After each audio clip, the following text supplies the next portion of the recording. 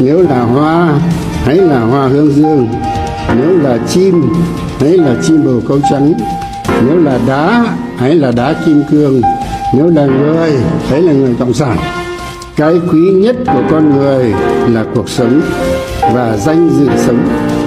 Bởi vì đời người chỉ sống có một lần, phải sống sao cho khỏi xót xa ân hận vì những năm tháng đã sống hoài, sống phí, để khỏi hổ thẹn vì những việc làm ti tiện, đớn hèn, bị mọi người khinh bỉ.